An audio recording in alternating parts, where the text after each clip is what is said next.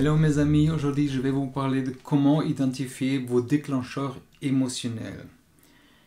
Si vous voulez vraiment savoir comment les identifier, vous pouvez commencer par examiner votre vie en général. Ça veut dire quelles sont les situations ou les événements sociaux qui vous mettent en colère par exemple. Quelles sont les personnes ou les lieux qui vous rendent parfois malheureux.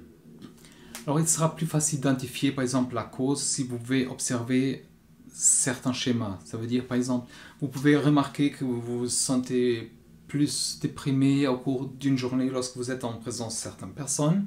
Vous pouvez également remarquer que vous êtes plus susceptible d'être irritable au cours d'une journée lorsque vous êtes en compagnie des autres personnes. Ça veut dire, l'important par exemple c'est lorsqu'on essaie par exemple de comprendre les émotions, on peut tenir par exemple un journal.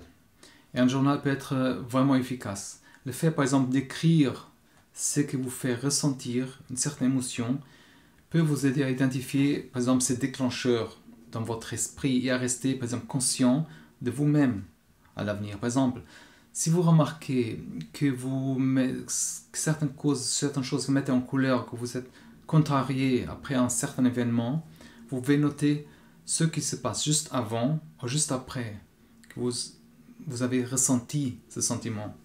Alors la tenue par exemple de ce journal peut vous aider à identifier ce qui déclenche les sentiments et les prévenir à l'avance. Ça veut dire en écrivant ce que vous ressentez, vous pouvez commencer à comprendre ce qui déclenche ces émotions négatives par exemple. Ce faisant, vous pouvez commencer à développer certains moyens efficaces pour faire face à ces situations. Vous pouvez par exemple parler avec un thérapeute professionnel comme moi je l'ai fait, ces déclencheurs et ce qui peut vous aider à comprendre ce qui vous met en colère, en rend triste. Alors si vous discutez avec ces sentiments, vous pouvez trouver parfois la cause profonde de ces déclencheurs. Ces déclencheurs émotionnels et par exemple devez développer certains mécanismes pour réguler ces émotions. Enfin, si vous avez par exemple identifié certains déclencheurs émotionnels, vous pouvez commencer à remplacer certaines croyances par des croyances positives ou différentes. Écrivez sur ce qui vous rend par exemple heureux ou triste. Après, reprogrammez les croyances négatives par des croyances plus positives. Ça va vous aider par exemple à prendre conscience de vous-même et à modifier votre comportement. Mais comme avec tout, il est essentiel de savoir ce qui déclenche pour améliorer votre vie. Ça vous aidera par exemple à surmonter les peurs et apprendre à des nouveaux comportements. Alors le fait d'écrire, noter, va vous par exemple aider à gérer certaines émotions. Par exemple, la tenue de ce journal vous aide par exemple à prendre conscience de ce qui vous rend heureux ou triste. Parce que si on réfléchit par exemple à ses besoins et désirs, on est en mesure par exemple d'identifier certains schémas qui vous aideront à mieux gérer vos émotions. Alors ce journal par exemple est important, mais dans ça par exemple on peut nous aider avec une technique. Par exemple, il y a des techniques de pleine conscience. Par exemple, c'est par exemple la méditation ou l'autocompassion. Ça nous aide par exemple à gérer ces déclencheurs émotionnels.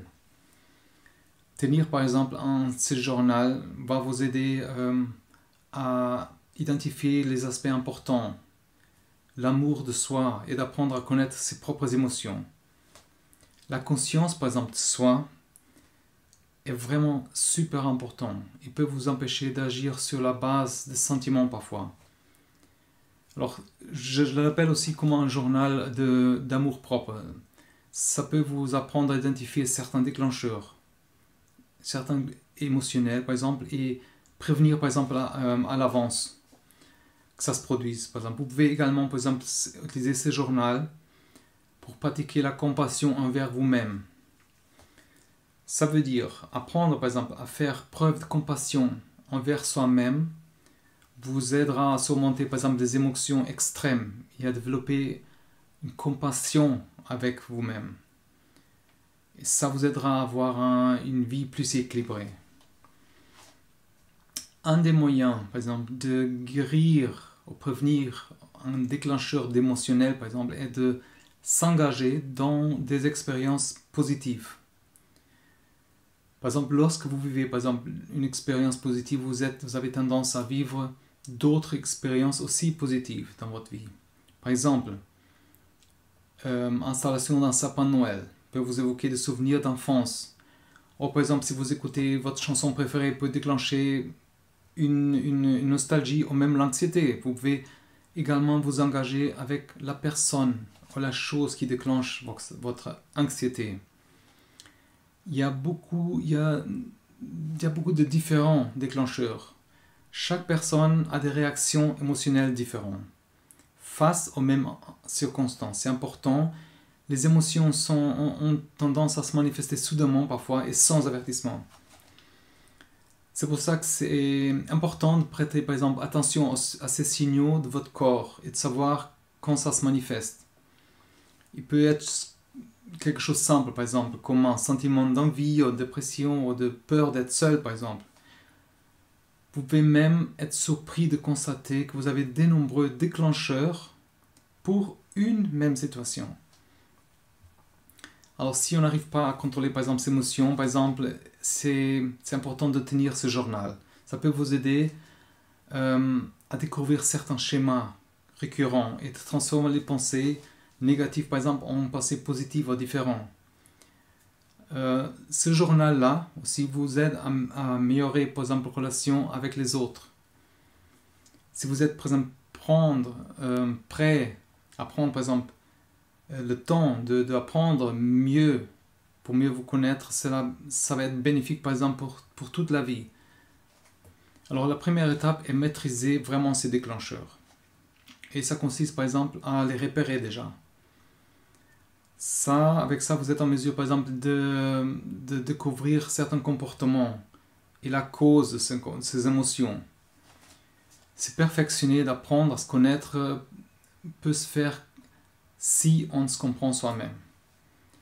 Et ce journal, l'écrire, peut justement vous aider dans ça.